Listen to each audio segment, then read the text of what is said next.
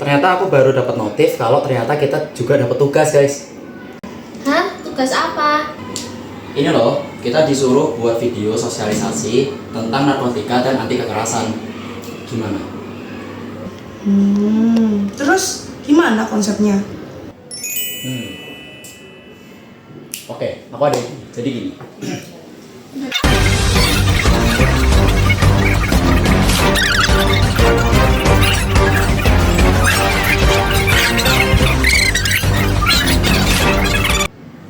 Nah, jadi gitu guys, gimana?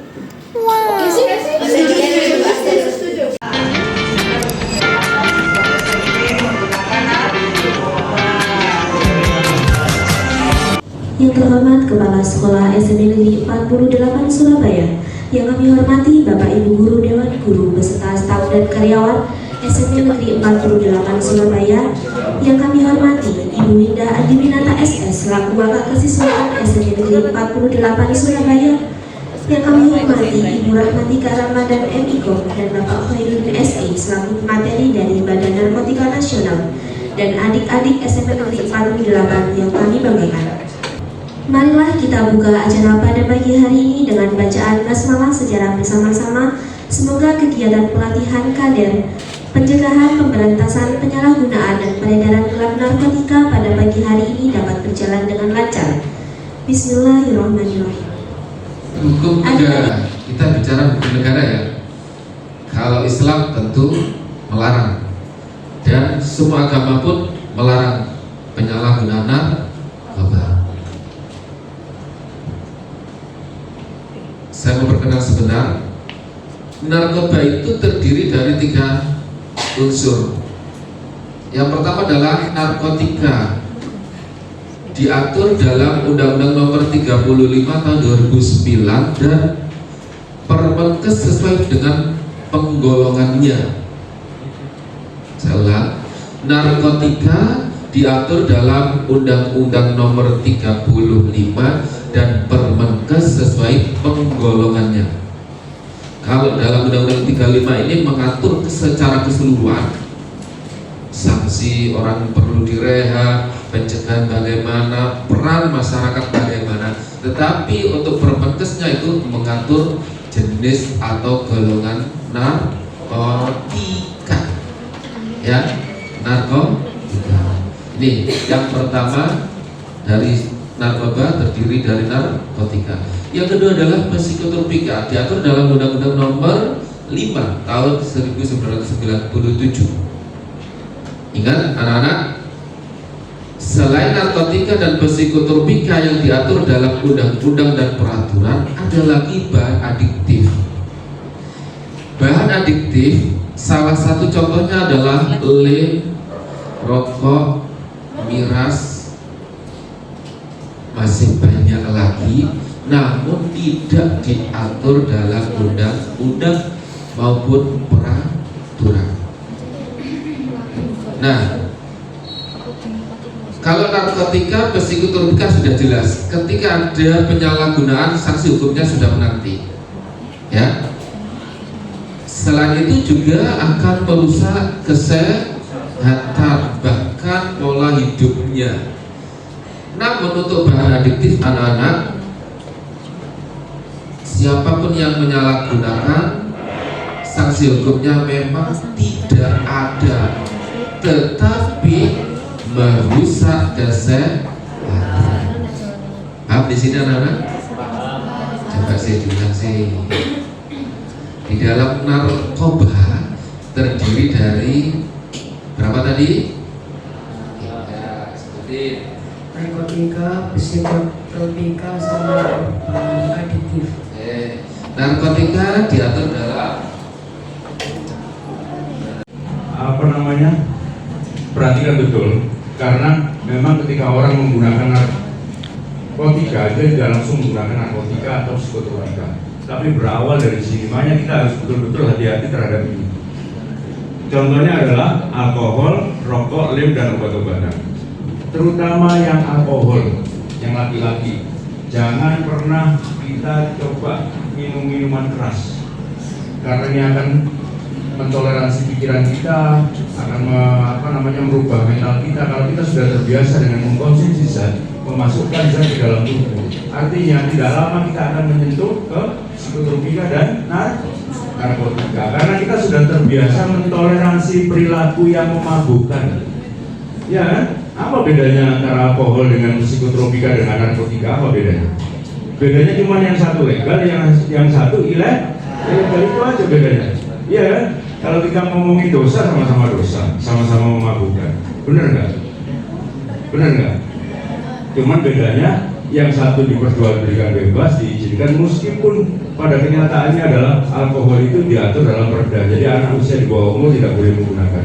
Tapi kenyataannya, Pak banyak menjumpai anak SMP, anak SMA sudah mabuk-mabukan. Maka besar kemungkinan potensinya dia tidak lama akan menggunakan naik kelas ke psikotropika dan narkotika. Cuman yang dia kenal sementara adalah alkohol. Ya, kalian kan tidak mungkin langsung mempunyai akses kenal dengan bandar narkotika, kan tidak mungkin. Maka berawal dari sini dulu, terutama yang laki-laki. Contoh sederhana, kalau kita sudah biasa merokok, sama aja sebetulnya, sama aja. Karena kita mentoleransi memasukkan suatu zat ke dalam tubuh yang mengubah pikiran, perasaan. Ya kan, karena kita sudah terbiasa untuk mensuit perasaan kita terhadap zat yang kita gunakan.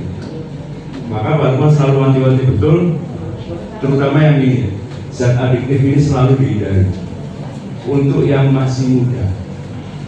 Karena gini ada orang yang masih muda itu ketika dia menggunakan narkotika itu kerusakannya jauh lebih tinggi daripada orang yang sudah tua.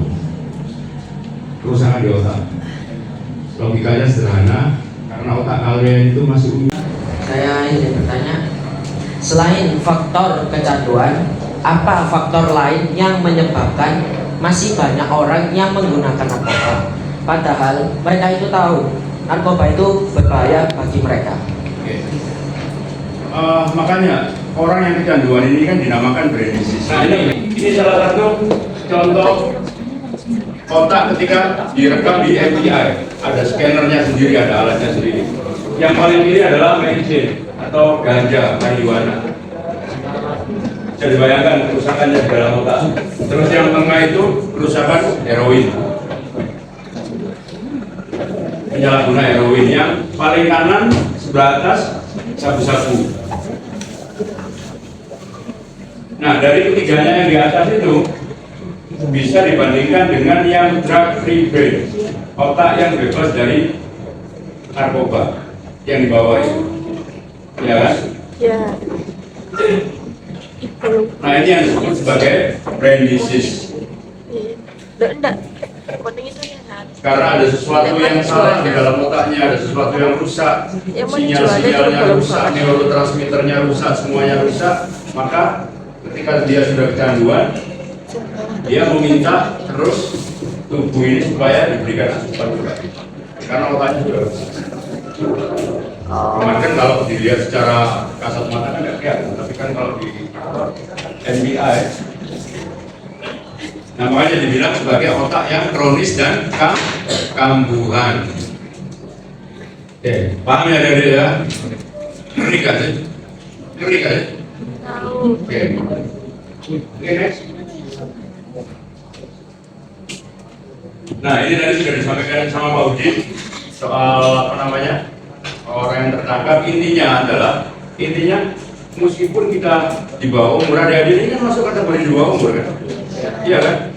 Baik itu menguasai, menggunakan atau memiliki, menyimpan segala macam, ketika adik-adik tertangkap tetap akan diamankan. Ya kan, tetap akan diamankan. Kalau istilah hukumnya adalah apa itu? Ditangkap. Tapi tetap diamankan. Mungkin nanti mekanismenya yang berbeda karena kalian masih anak-anak.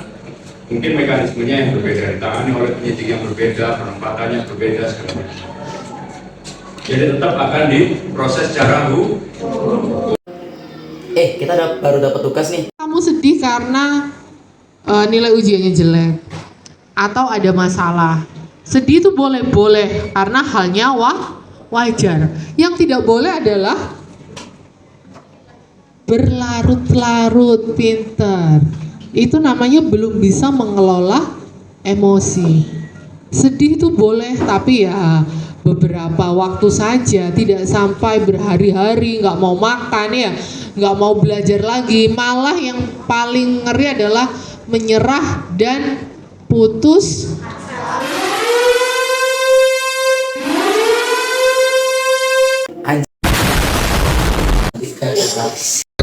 Macam tak betul je budak ni. Halo guys. Dia takutnya.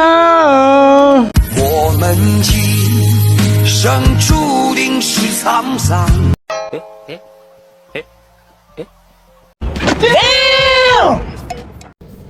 Generasi SMP Matapan Surabaya. Oke,